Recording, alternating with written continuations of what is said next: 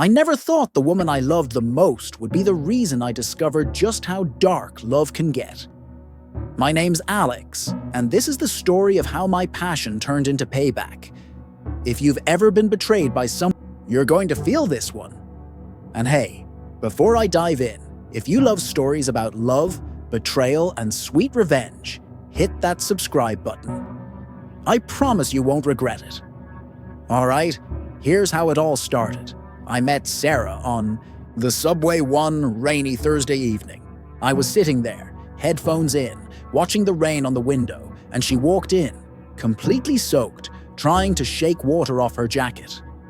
I couldn't help but laugh quietly, and she caught me looking. Instead of getting mad, she laughed too, and just like that, we started talking. It felt so natural, like we'd known each other for years. After that day, we kept running into each other on the same train, same time. Eventually, I worked up the nerve to ask her out for coffee. She said yes. That coffee turned into dinner. Dinner turned into late-night walks, and before I knew it, we were in love. The first year was incredible. Sarah was everything I thought I wanted. She was funny, adventurous, always down for last-minute plans. We were happy with the little things. Cheap takeout, movie nights on the couch, sharing a single umbrella when it rained. Life wasn't perfect, but we had each other, and that felt like enough. But slowly, things started to change. Sarah began complaining. A lot. First, it was small things. Alex, this apartment's too small. Or, why don't you ever think about upgrading your car? At first, I brushed it off, thinking she just wanted us to dream big. But the complaints got louder and more frequent. Soon it wasn't just about the apartment or the car. It was about my job. She would say things like, "Don't you ever want more in life? Don't you want to give me more?" And it stung because I was working hard, trying to build something for us. But no matter what I did, it never seemed enough for her. That's when I started noticing her acting distant. She stayed late at work more often. She was glued to her phone, and there was this new guy she kept mentioning, her boss, David. At first, I didn't think much of it. She said he was just a mentor, someone who encouraged her to go after her goals. But one night, she didn't come home. She texted me saying she had too much work and was crashing at a friend's place. Something in my gut told me that was a lie. So the next day, I went to her office building after work. I waited outside. And sure enough, I saw her walk out, not with a group of co-workers, not looking tired from work, but with David. And they weren't just walking, they were holding hands. My heart sank. I didn't confront her right there. I went home, sat on our couch, and just stared at the wall for hours. My mind was racing. Anger, heartbreak, humiliation. I felt it all at once.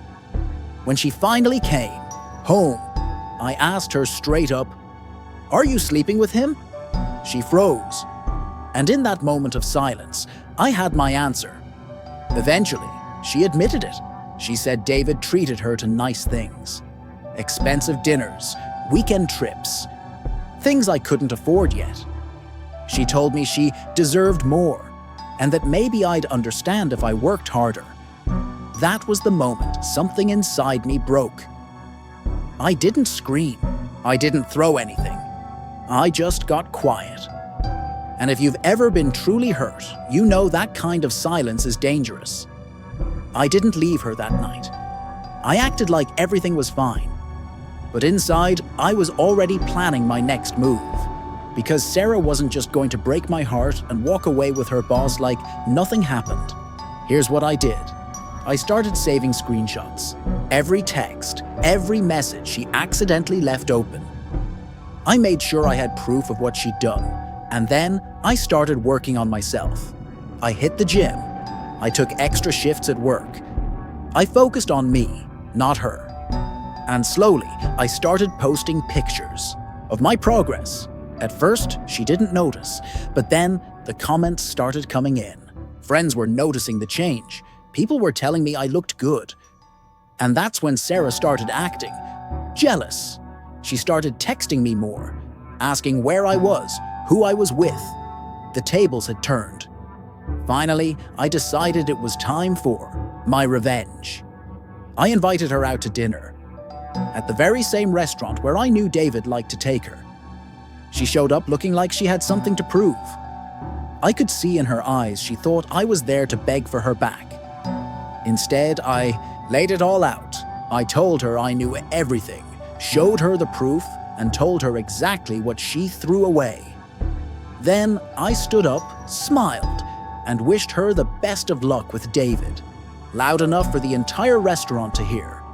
People turned to look, and then I walked out. That was my revenge, not yelling, not fighting. Just letting her know that I knew and that I was better off without her. A few weeks later, I heard through a mutual friend that David had dumped her. Apparently, once the fun was over, he moved on to someone else. And Sarah? She tried to come back. She sent me long texts, crying, apologizing, saying she missed me.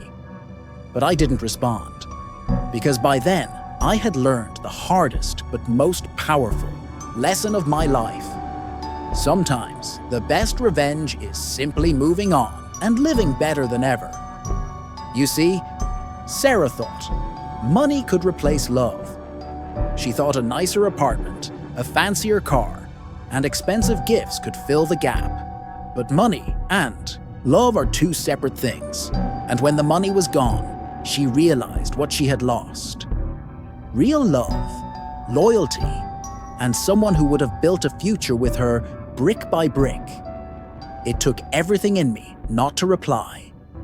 Because yeah, part of me still craved her. Part of me still remembered those nights on the subway, those walks in the rain. Love doesn't just turn off like a switch, but that's what makes revenge so sweet. Not because you hurt them back, but because you finally choose yourself. If you're listening to this and going through something similar, hear me out. You deserve better. You deserve someone who's with you for who you are, not what you can buy them. And if they betray you, you don't have to burn their house down or scream at them in public. You can just walk away and let them watch you shine from a distance. Because, trust me, nothing hurts a betrayer more than realizing you're happier without them. So that's my story. When passion becomes payback, it's not always about hurting them. Sometimes it's about healing yourself and showing them you were the best thing they ever had. If this story hit you hard, give it a like. Drop a comment if you've ever been betrayed and had to choose between revenge and moving on. And don't forget to subscribe. We've got plenty more stories about love, betrayal, and the sweetest paybacks coming your way.